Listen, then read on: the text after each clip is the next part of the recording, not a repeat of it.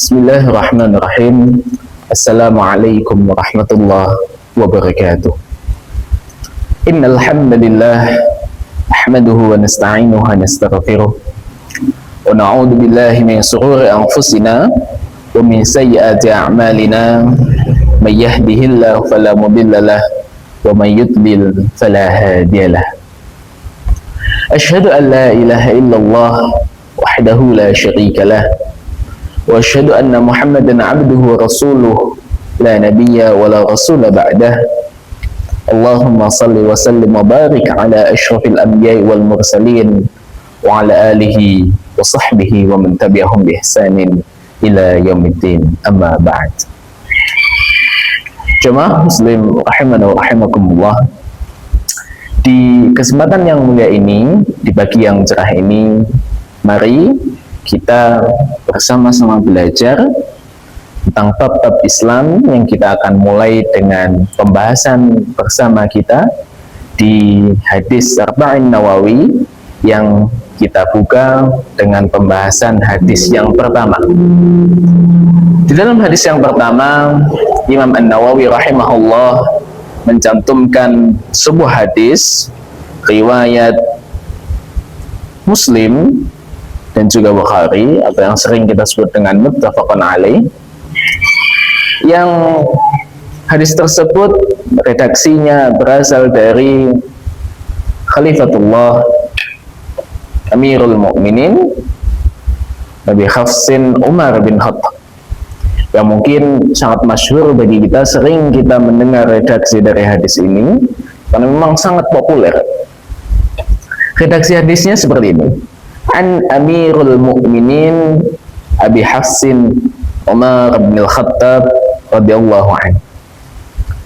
Dibuka dengan sedikit sanad atau tokoh pertama, yakni an Amirul Mukminin, dari pemimpin orang mukmin.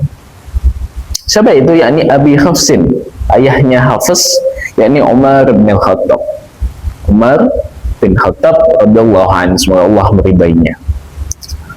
Qala, ia berkata, Sami'tu Rasulullah sallallahu alaihi wasallam, Sami'tu Rasulullah sallallahu alaihi wasallam, aku Umar pernah mendengar Rasulullah sallallahu alaihi wasallam yaqulu, bersabda, Innamal a'malu binniyat. Sungguh amal itu hanyalah tergantung pada niatnya. Wa innama likulli imri'in ma nawa. Dan setiap orang akan mendapatkan apa yang diniatkannya tersebut.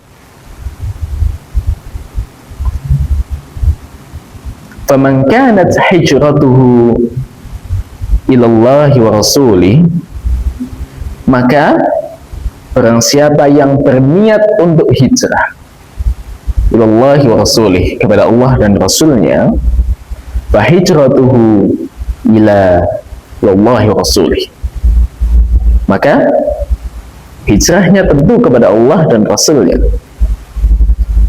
Tapi sebaliknya, wa man kana hijratuhu lid-dunya yusibuha,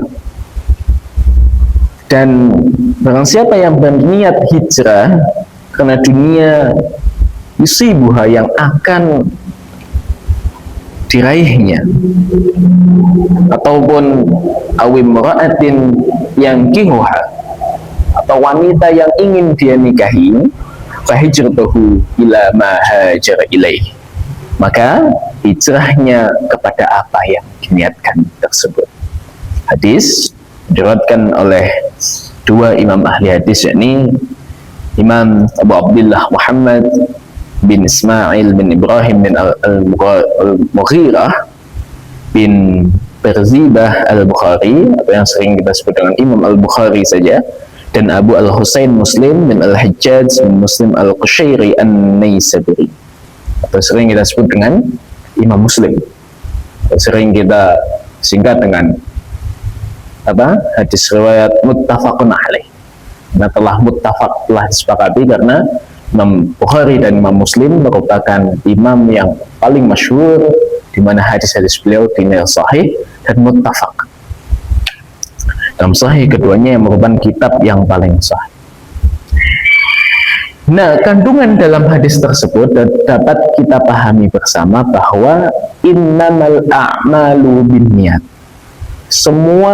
Segala perbuatan yang kita laksanakan, apapun tindak tanduk kita sebagai manusia, itu bisa dinilai dengan niat tujuan awal kita. Jadi setiap yang kita lakukan itu tergantung dari apa yang kita niatkan. Ketika kita melaksanakan suatu kebaikan karena niat kita buruk, maka itu bisa berbuah dari pahala atau kita mendapatkan ganjaran dari niat yang buruk tersebut, bukan dari amal kita yang baik. Ya, mungkin begitu juga sebaliknya ketika kita di mata orang berbuat keburukan, tapi justru niat kita untuk kebaikan, walaupun mungkin cara kita salah, tapi masih ada sisi positif atau ganjaran yang mungkin sedikit, yang wallahu a'lam bishawab, yang itu berganjar atau berakibat pada kita. Ini merupakan salah satu hadis yang menjadi poros Islam. Maka Imam An-Nawawi itu meletakkan hadis ini di urutan pertama dalam kitab hadisnya Arba'in Nawawi. Sehingga para ulama berkata poros Islam terletak pada dua hadis, di mana hadis ini yang tadi innamal a'malu binniyat, juga hadis yang lain dari Siti Aisyah yang man amila amalan laisa alaihi amruna fahuwa raddun, yang tentang bid'ah. Jadi di sini hadis merupakan, khusus hadis ini merupakan pijakan utama seorang muslim. Amalan-amalan yang kita lakukan itu tergantung dari dua hadis tersebut. Bagaimana kemudian niatan kita dan bagaimana kita dalam praktiknya juga. Jadi semisal ketika kita sholat, maka ketika kita sholat itu dinilai dari niat kita. Apakah kita sholat karena Allah, atau justru sebaliknya kita sholat karena riya, karena ingin dilihat oleh manusia, karena kita ingin terlihat seorang yang alim, maka itu bisa mengaburkan nilai ibadah salat kita. Karena kemudian ketika kita niatnya sudah benar, dibarengi dengan apa? Dengan prakteknya yang benar. Ya, karena itu tadi banyak ulama yang mengatakan poros Islam dalam sebuah hadis itu ada dua. Hadis yang tadi saya bacakan dan hadis tentang bid'ah yang man amila amalan laisa alaihi amruna bahwa raddun. Sehingga ketika sholat, niat kita sudah baik untuk Allah, kan tetapi dalam sholat tersebut kita menambah-nambahkan tidak sesuai dengan syariat Islam, maka ibadah atau nilai dari sholat tersebut akan kabur juga. Karena itu adalah poros dalam Islam.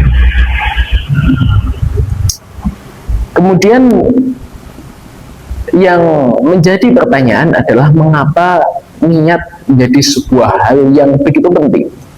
Padahal yang namanya niat itu ada yang mengatakan bahwa niat boleh dibaca atau tidak, niat dalam hati atau tidak, ada yang mengkai usolli atau tidak, dan lain sebagainya.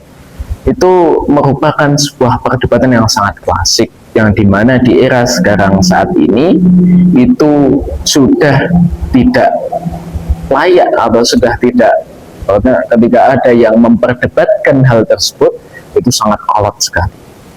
Karena yang namanya sebuah niatan itu bertujuan untuk membedakan antara suatu ibadah dengan ibadah yang lainnya, membedakan antara ibadah A dan ibadah B, membedakan antara sholat sunnah dan sholat wajib. Itu salah satu tujuan daripada niat. Dan yang lain tujuan daripada niat yaitu untuk meneguhkan hati kita juga. Apa yang saya lakukan ini itu sesuai dengan niatan kita. Sehingga ada salah satu kaidah usul fikih yang mengatakan al-umuru bimaqasidiha. Setiap hal perihal di dunia ini itu bimaqasidiha, tergantung dari apa yang kita maksudkan.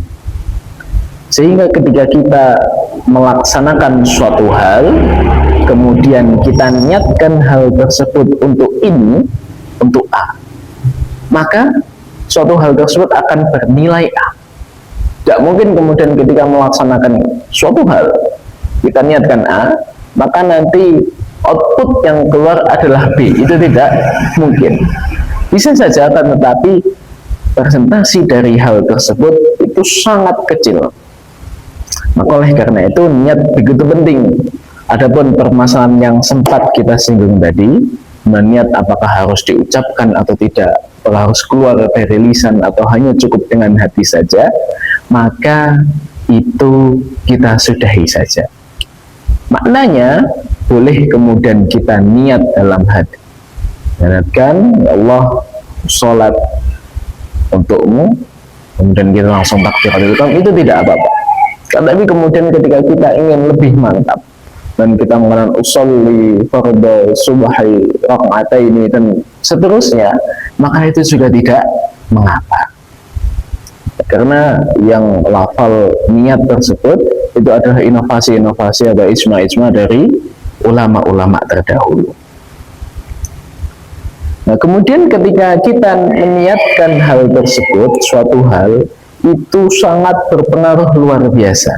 Karena setelah Nabi SAW sampaikan innamal a'malu binniyat, langsung kemudian Nabi lanjutkan wa innama likulli imri'in ma nawa, yang artinya dan setiap orang hanya mendapatkan apa yang diniatkannya. Jadi ganjaran yang diterima itu sesuai dengan apa yang diniatkan. Sehingga dalam redaksi selanjutnya Nabi memberikan sebuah contoh. Jadi ketika masa hijrah, ini cocok sekali dengan fenomena sebentar lagi, karena sebentar lagi kita akan merayakan sebuah tahun baru Islam, tahun baru Hijriyah, di mana ditandai dengan awal mula Nabi hijrah dari Mekah menuju Madinah. Dan di dalam peristiwa tersebut ada seorang pemuda. Pemuda tersebut itu berhijrah mengikuti Nabi Muhammad SAW. Karena pada saat itu yang namanya mengikuti Nabi, jadi pengikut Nabi Muhammad SAW, itu sungguh tidak mudah. Banyak sekali cobaan, cercaan yang mengikutinya. Sehingga ada seorang pemuda di mana seorang tersebut berhijrah mengikuti Nabi menuju Madinah. Kan tapi yang Nabi tidak sadari, yang kemudian disadarkan oleh malaikat Jibril alaihi salam, bahwa ternyata pemuda tersebut itu berhijrah bukan semata-mata karena Allah ataupun karena Nabi Muhammad, tetapi karena wanita yang diincarnya. Jadi pemuda tersebut mengikuti Nabi, hijrah jauh-jauh jalan kaki sampai ke Madinah, itu bukan karena Islam, bukan karena perintah Nabi, bukan karena perintah Allah, tetapi karena wanita yang ingin ia nikahi itu ikut hijrah. Jadi diceritakan bahwa ada seorang pemuda yang ingin menikahi seorang perempuan, karena perempuan tersebut dan juga ayahnya itu mensyaratkan satu hal, boleh menikahiku, tapi dengan satu syarat, yakni ikut kami berhijrah ke Madinah. Nah, kemudian Nabi Muhammad SAW diberitakan oleh malaikat Jibril alaihissalam bahwa Nabi Muhammad ada satu kaummu yang berhijrah bukan karenamu, bukan karena perintah Allah, tetapi karena wanita yang ingin ia nikahi. Maka baginda Nabi Muhammad SAW menyampaikan, faman kanat hijratuhu ilallahi wa rasulih fa hijratuhu ilallahi wa rasulih. Ketika seorang berhijrah karena memang niatannya karena Allah dan Rasulnya, maka hijrahnya tersebut dinilai karena Allah dan Rasulnya. Tapi sebaliknya ketika ia berhijrah dengan niatan wa man kanat hijratuhu lidunya yusibuha, dengan dunia yang ingin dia gapai, ataupun dengan awim ra'atin yang kihuha, dengan perempuan yang ingin ia nikahi, maka ila hijratuhu ila ma hajara ilaih. Hasil dari hijrahnya tersebut itu dengan apa yang diniatkan itu sama ganjarannya. Ini Nabi contohkan dalam bidang hijrah. Mungkin bisa kita contohkan dengan sholat. Ketika kita sholat, maka ketika kita niatnya hanya untuk riya, maka yang kita dapat adalah riya. Kita dapat predikat alim, kita dapat predikat orang yang soleh, kan, tapi tidak mendapatkan ganjaran daripada sholat tersebut. Ketika kita menghafal Al-Quran, kita niatnya untuk menyandang gelar Al-Hafiz, maka ya sudah, seperti itu saja. Yang kita dapatkan hanya gelarnya saja, hanya penghormatannya saja, bukan ganjaran daripada menghafal Al-Quran tersebut. Ketika kita meniatkan untuk berbagi, kita niatkan agar disandang jadi orang yang dermawan, maka yang kita dapatkan ya hanya itu, hanya gelar dermawan, dan kita tidak dapat ganjaran dari berbagi. Nah, seperti itulah yang kemudian Nabi SAW kabarkan beberapa orang-orang yang kemudian pertama kali dimasukkan oleh neraka, yakni salah satunya adalah hafidz Quran, yang mengaku menghafal Al-Quran karena Allah, kan, tapi dalam hatinya itu ternyata diniatkan bukan karena Allah. Ada orang yang dermawan, yang mengaku dermawannya itu karena Allah, kan, tapi justru dalam hatinya itu berbalik, bukan karena Allah, kan, tapi hanya untuk disandang menjadi orang yang dermawan. Itulah orang-orang yang pertama kali dimasukkan pada neraka. Dan tentu niatan-niatan ini itu tidak terbatas pada persoalan ibadah saja, persoalan religi saja, persoalan agama saja, tetapi lebih luas. Ketika kita melakukan hal-hal umum yang mungkin bukan sebuah ibadah, tapi kita niatkan untuk beribadah, maka itu bisa menjadi ada ganjaran pahala yang didapat menjadi ibadah yang ghairu mahdhah. Contoh, ketika kita mungkin mencari ilmu yang notabene bukan ilmu agama, kita belajar kedokteran. Nah, ketika kita niatkan hanya untuk menyandang gelar dokter, kemudian kita bisa menjadi dokter, kita menjadi kaya karena itu, maka sudah cukup dari situ. Nanti kemudian ketika kita niatkan untuk Allah, untuk agar dalam memiliki ilmu kedokteran ini kita bisa menjadi seorang yang bermanfaat bagi yang lain, maka ganjaran yang didapat itu adalah lebih banyak daripada kita hanya meniatkan untuk mendapat gelar dokter saja. Nah, itu tentang individu. Lagi kita membahas tentang niatan sebuah kelompok, itu juga merupakan sebuah hal yang dapat berpengaruh juga. Semisal ketika kita membacakan program-program pemerintahan, ketika ya, program unggulan pada saat ini MBG dan juga Kopdes Merah Putih itu memang diniatkan oleh rezim sebagai sebuah tujuan agar rakyatnya sejahtera, maka ganjaran yang didapat atau hal yang didapat adalah itu. Semisal program MBG dilakukan itu untuk mensejahterakan anak-anak, agar anak-anak gizinya terpenuhi, agar anak-anak dapat lebih fokus belajar, maka pada hakikatnya MBG itu baik, ya, MBG itu baik. Tetapi begitu sebaliknya ketika memang dalam praktiknya, dalam niatan awalnya itu sudah MDG saya berikan agar kemudian mendapatkan suapan-suapan suara dalam pemilu tahun depan, maka siapa yang tahu? Karena itu tergantung daripada niatan masing-masing. Tapi jangan lupa, bukan hanya niatan yang kita perbaiki, kan, tetapi praktik yang kita jalankan juga harus juga dengan baik. Karena seperti yang tadi, ketika kita salat kita sudah niatkan dengan baik, tapi kemudian ketika kita salat praktik yang kita laksanakan tidak sesuai tuntunan syariah, maka sama saja.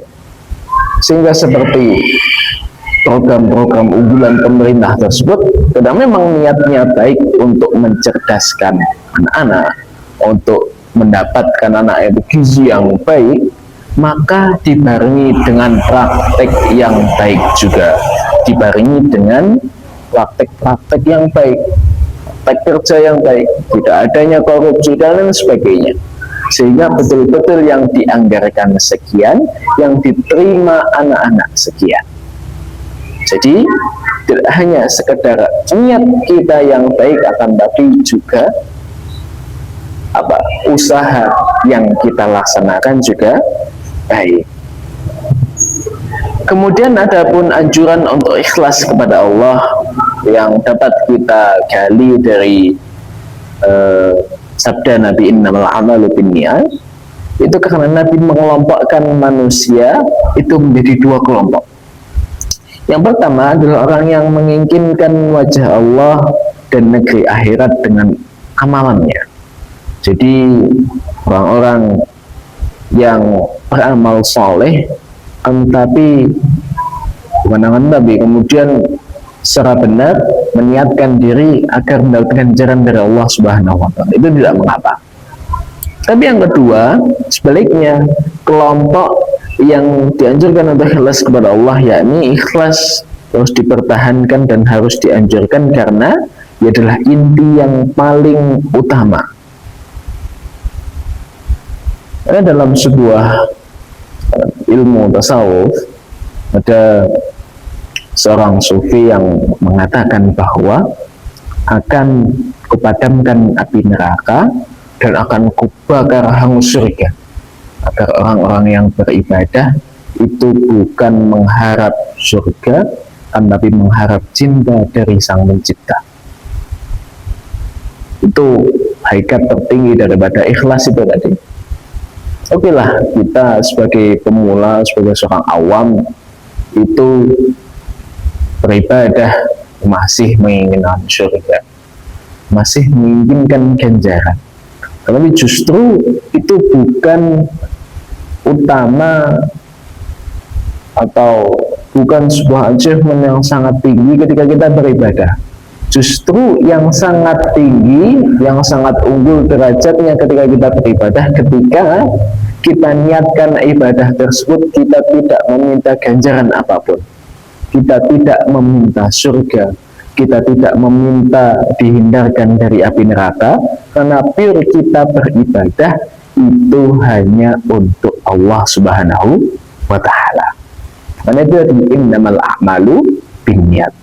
Setiap amal tergantung niatnya, dan yang membuat kita masuk ke surga bukanlah amalan kita, ya, bukan amalan kita yang begitu banyak yang membuat kita ke surga, tapi justru sebaliknya, kasih sayang Allah Subhanahu wa Ta'ala, ridha Allah Subhanahu wa Ta'ala, itulah yang membuat kita masuk surga.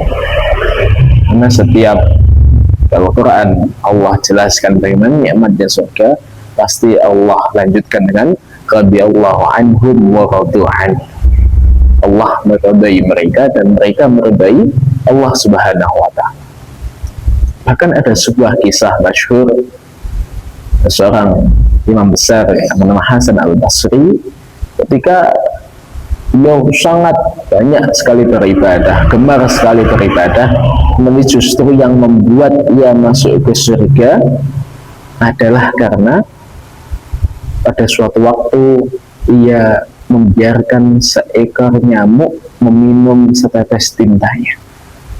tidak ia usir, tidak ia bunuh, tapi dibiarkan saja. Maka ternyata itulah yang membuat Hasan al-Basri itu masuk surga.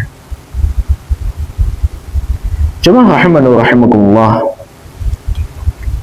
sehingga itulah yang jadi sebab musabab bahwa dimanapun atau apapun yang kita laksanakan, kita barengi yang pertama dengan niat, agar output yang kita dapat itu sesuai dengan tujuan kita. Kita barengi dengan niat. Tapi kemudian ketika kita sudah buat niat kita kokoh, tujuan kita sudah pasti ada, maka kita barengi juga dengan praktek yang baik. Tidak harus langsung totalitas, tapi kita usahakan yang terbaik sehingga nantinya output yang kita dapat itu sesuai dari apa yang kita laksanakan. Sekian kesempatan kajian pada pagi hari ini. Semoga yang sedih ini menjadi buah dan pelajaran bagi kita semua dan dapat menjadi dan dapat kita amalkan di kehidupan sehari-hari. Kalau lebih mohon maaf. Wassalamualaikum warahmatullahi wabarakatuh.